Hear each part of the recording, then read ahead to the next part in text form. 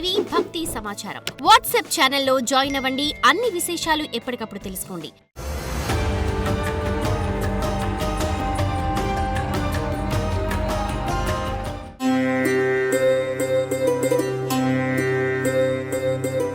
శివాయ బ్రహ్మణే నమ. వీరబ్రహ్మేంద్ర స్వామినే నమో నమ.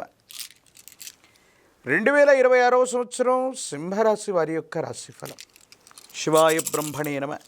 వీరబ్రహ్మేంద్ర స్వామినే నమో నమ. వచ్చినటువంటి ఫలితం 3. ఇది దేవగురువు అయినటువంటి బృహస్పతికి సంబంధించిన ఫలితం. ఒకవైపేమో అష్టమ శని ప్రభావం వల్ల అనుకున్నవి జరక్క ఆలస్యమవుతున్న పరిస్థితులు చూడొచ్చు. ఇక దేవగురువు అయినటువంటి బృహస్పతి అతిచారం వల్ల సింహరాశికి వ్యయ స్థానంలోకి రావటం వల్ల తప్పనిసరిగా కొన్ని ఇబ్బందులు ఏర్పడేటువంటి అవకాశం కనిపిస్తుంది. సింహరాశి జాతకులు ప్రత్యేకించి విద్యార్థులు ఎవరైనా ఉన్నప్పటికీ ప్రథమార్థంలో మీరు ఏమైనా ముఖ్యమైనటువంటి పరీక్షలు రాస్తున్నా, పోటీ పరీక్షలు రాస్తూ ఉన్నా వాటిలో సరైనటువంటి ఉత్తీర్ణత రాకపోవచ్చు, లేదా మీరు అనుకున్నటువంటి ఫలితాన్ని పొందలేరు. కానీ ద్వితీయార్థంలో మాత్రం తప్పనిసరిగా అనుకూలవంతమైనటువంటి ఫలితాన్ని పొందగలిగినటువంటి పరిస్థితులు గోచరిస్తూ ఉంటాయి. అష్టమ భావం అంటే 8వ స్థానం. ఆ 8వ భావాన్ని మనం ఆయుస్థానంగా చెప్పబడుతూ ఉంటుంది. సింహరాశి జాతకులు సెల్ఫ్ డ్రైవింగ్ విషయంలో తస్మాత్ జాగ్రత్తగా ఉండవలసిన పరిస్థితి. సెల్ఫ్ డ్రైవింగ్ వల్ల ప్రమాదాలు జరగటం, వాహన సంబంధమైనటువంటి ప్రమాదాలు ఉన్నటువంటి కారణంగా సింహరాశి జాతకుల యొక్క జీవన గమనంలో ప్రతి నిత్యం కూడా ఈ 2026వ సంవత్సరం జాగరూకతతో మెలగటం వల్ల కొన్ని ప్రమాదాలని తప్పించుకునే అవకాశం ఉంది.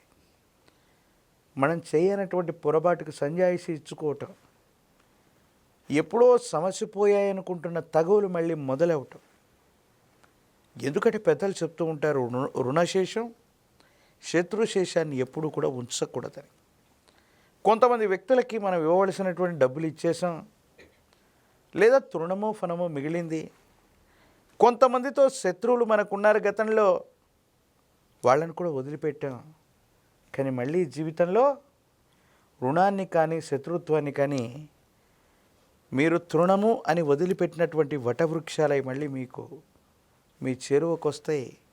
వాళ్ళతో మళ్ళీ మీరు పోరాడవలసినటువంటి పరిస్థితులు. సమాజంలో ఎప్పుడైతే మనకు ఖ్యాతి లభిస్తూ ఉంటుందో ఒక్కసారిగా మళ్ళీ ముందుకు వెళుతూ ఉంటాము. ఎక్కువ కాలం ఇబ్బందులు పడి ఇక ఈ వ్యక్తి పైకి రాలేడు, ఇతడి జీవితం అయిపోయిందనుకున్న సందర్భంలో మళ్ళీ ఎప్పుడైతే పునర్వైభవాన్ని మనం పొందుతూ ఉంటామో కొంతమంది రుణగ్రహీతలు అవ్వచ్చు, లేదా రుణదాతలు అవ్వచ్చు, లేదా మీరు గిట్టనటువంటి కొంతమంది వ్యక్తులు మీ మీద చెడు అభిప్రాయాలని ప్రచారాలని చేస్తుంటారు. కాబట్టి వీళ్ళతో మీరు చాలా జాగ్రత్తగా ఉండవలసినటువంటిది. కొన్ని విషయాల్లో మీకున్నటువంటి ముక్కుసూటితనం, ఎందుకంటే సింహరాశి చాలా ప్రత్యేకమైంది. వీళ్ళకున్నటువంటి స్వభావ రీత్యా ఎవరికి భయపడకపోగా ముక్కుసూటితనంతో అనుకున్నది చేయటం, కోపం, ఆవేశం, భావోద్వేగాలు అధికంగా ఉండటం, ఈ చర్యల వల్ల సమాజంలో కొంతమంది వ్యక్తులతో మీకు శాశ్వతమైనటువంటి విరోధాలు లభిస్తుంటాయి. దీంతో కొన్ని ఇబ్బందులు కలిగేటువంటి అవకాశాలు కూడా లేకపోలేదు. కుటుంబపరమైనటువంటి అంశాల్లో పెద్దల నుండి వచ్చినటువంటి ఆస్తి అవ్వచ్చు, లేదా స్వతహాగా మీరు సంపాదించుకున్న ఆస్తి విషయంలో అన్నదమ్ములు అక్క చెల్లెల యొక్క అతి చోక్యం కూడా అధికమవుతుంది. మాకు కూడా ఇందులో వాటాలు ఉన్నాయి, మీరు సంపాదించిన ప్రతి రూపాయల్లో కూడా మాకు భాగం కావాలని కొంతమంది అర్హత లేనటువంటి వాళ్ళు మనవాళ్ళు కూడా ఎక్కువగా ఆశపడుతూ ఉంటారు. మానసికమైనటువంటి వ్యధకి కారణమయ్యేటువంటి అంశం. జీవిత భాగస్వామితో అనుకూలవంతమైనటువంటి పరిస్థితులు ఉన్నాయి, సంతానపరమైనటువంటి అంశాలు బాగున్నాయి, యోగదాయకమైనటువంటి ఫలితాన్ని మీరు పొందేటువంటి అవకాశం కూడా కనిపిస్తుంది.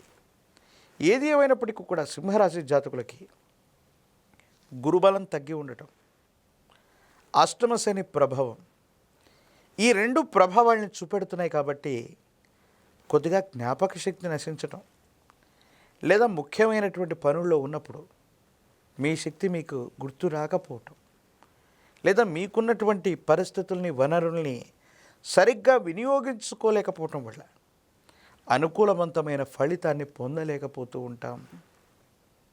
సమాజంలో గిట్టనటువంటి వ్యక్తులు కొన్ని ఇబ్బందులకు గురి చేసే అవకాశం ఉంటుంది.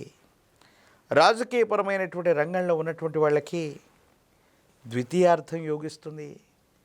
విద్యార్థులకు నిరుద్యోగులకు కూడా ప్రథమార్థం కంటే కూడా ద్వితీయార్థమే అనుకూలవంతమైన ఫలితాన్ని ఇస్తుంది.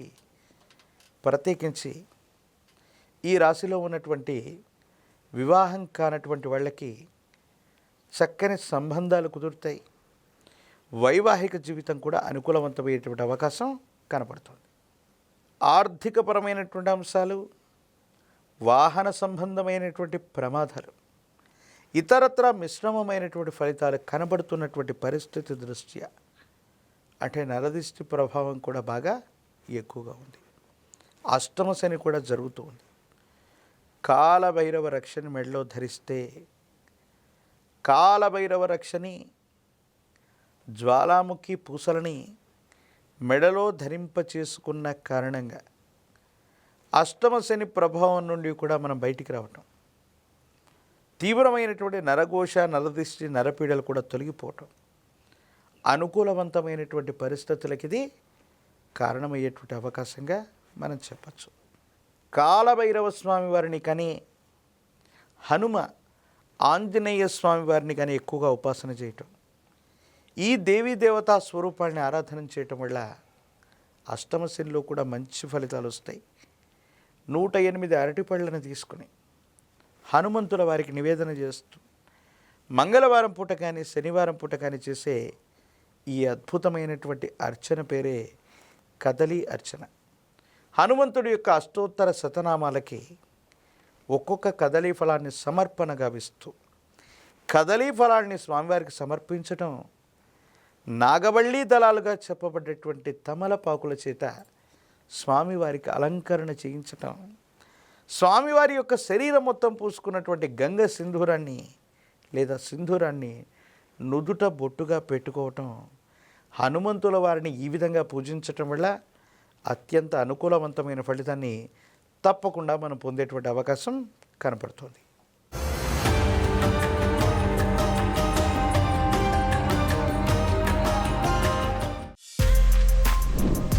For more videos like this, subscribe Big TV channel.